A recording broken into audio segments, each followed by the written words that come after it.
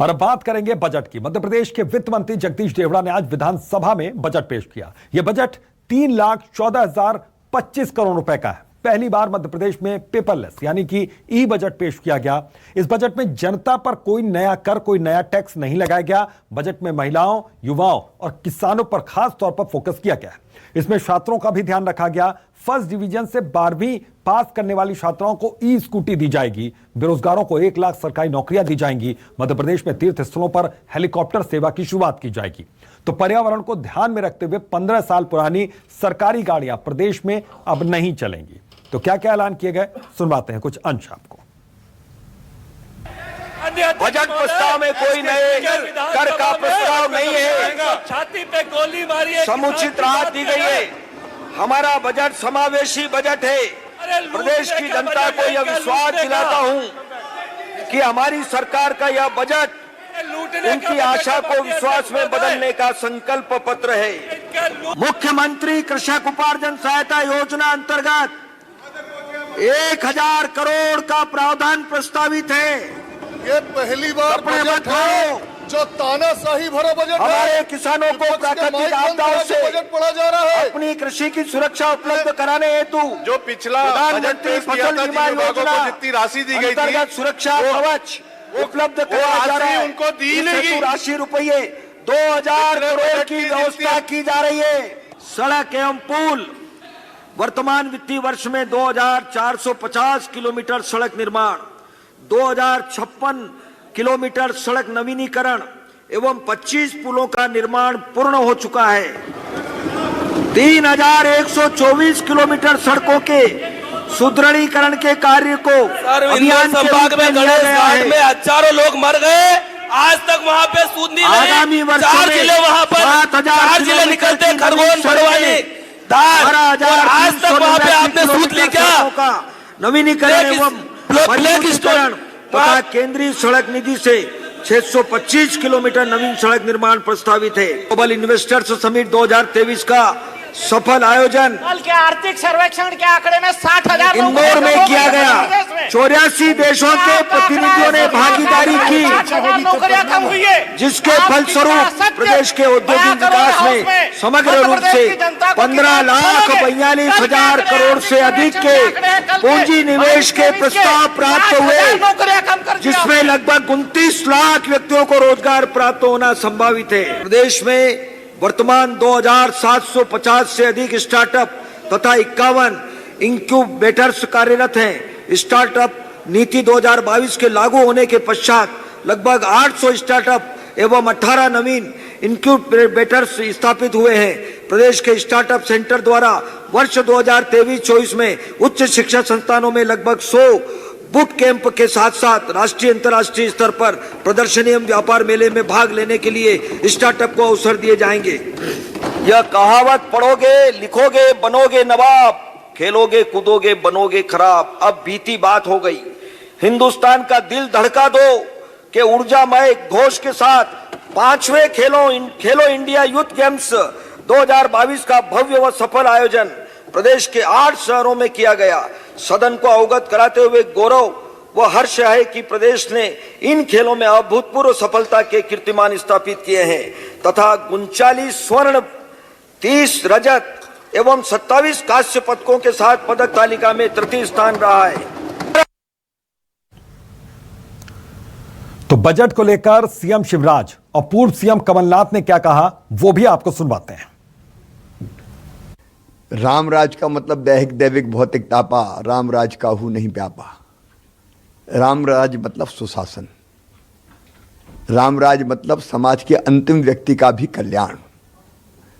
और इस दृष्टि से अगर आप देखेंगे तो हमारा बजट प्रधानमंत्री श्रीमान नरेंद्र मोदी जी की जो जनता की जिंदगी बदलने का संकल्प है, उसको पूरा करने वाला बजट है।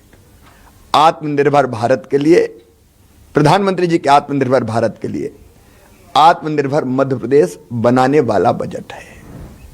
ये बजट सर्वसमावेशी है और सर्वस्पर्शी है, संतुलित बजट है।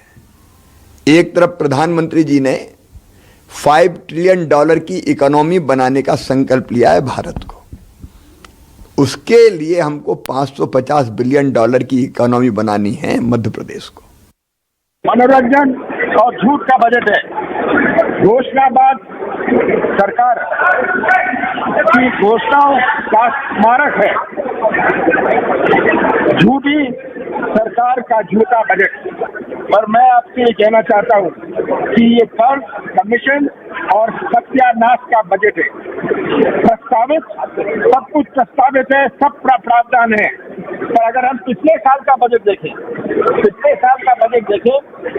उसमें भी जो प्रस्तावित और प्रावधान थे उसमें से केवल 55% का वितरण हुआ। तो बजट को लेकर एमपी के वित्त मंत्री जगदीश देवड़ा ने न्यूज 24 मध्य प्रदेश छत्तीसगढ़ से एक्सक्लूसिव बातचीत की।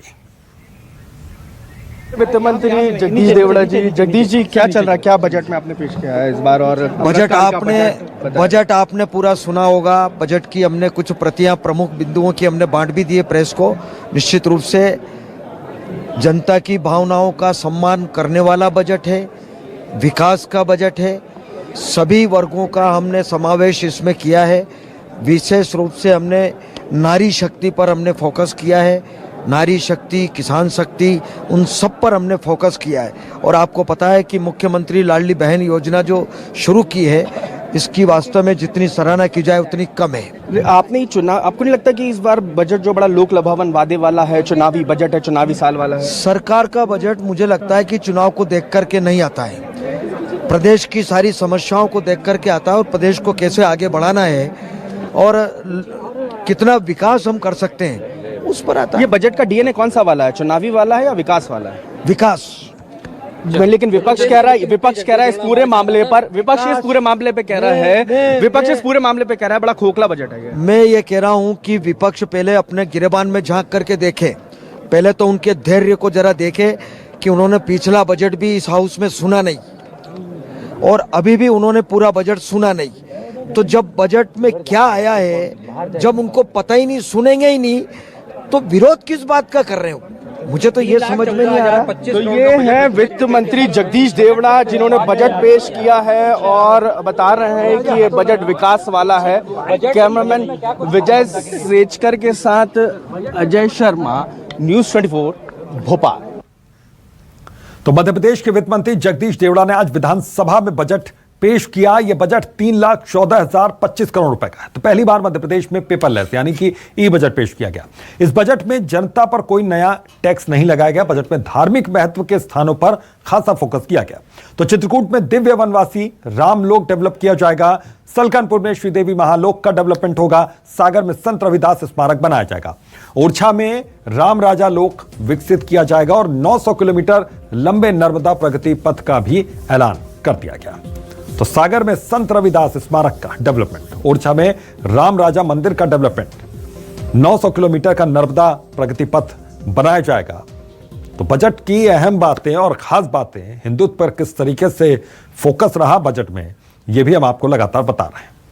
तो सलकनपुर में श्रीदेवी महालोक का डेवलपमेंट होगा। ये सारी तस्वीरें हम दिखा रहे हैं कि यहां पर विकास कार्य और होंगे। इसके लिए बजट यहां पर पास हुआ और जब विकास हो जाएगा इन जगहों का तो और कैसे भव्यता बढ़ेगी, कैसे तस्वीर बदलेगी, सब कुछ आपके सामने है।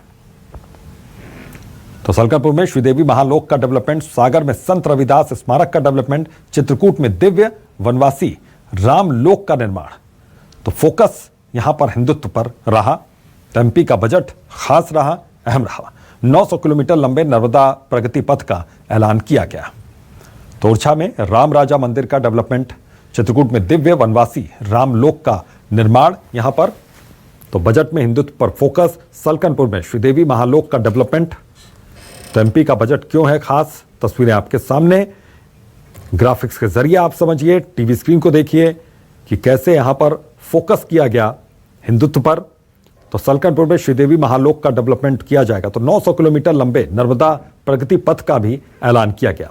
सागर में डेवलपमेंट होगा। चित्रकूट में दिव्य वनवासी रामलोक का निर्माण किया जाएगा। तो बजट में हिंदुत्व पर फोकस रहा। सलकनपुर में श्रीदेवी महालोक का डेवलपमेंट किया जाएगा। तो बजट में हिंदुत्व पर फोकस किस तरीके से रहा, यह हम लगातार ग्राफिक्स के जरिए भी आपको बता रहे हैं। तो ओरछा में कैसे यहाँ पर विकास होगा, 900 किलोमीटर का नर्मदा प्रगति पथ बनाया जाएगा।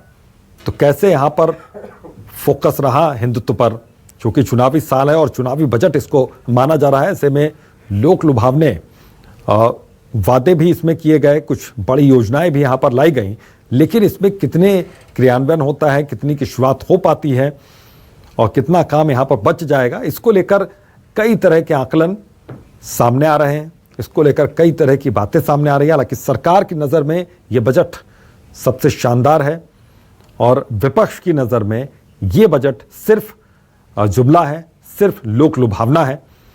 बहरहाल इस बीच में अगर फ़ायदा जनता को हो तो इसमें बुरा क्या, और अगर जनता यहाँ पर देख पा रही है कि ये बजट में वादे तो कर दिए गए, पूरे नहीं हो पा रहे हैं, तो सब कुछ उनके हाथ में है।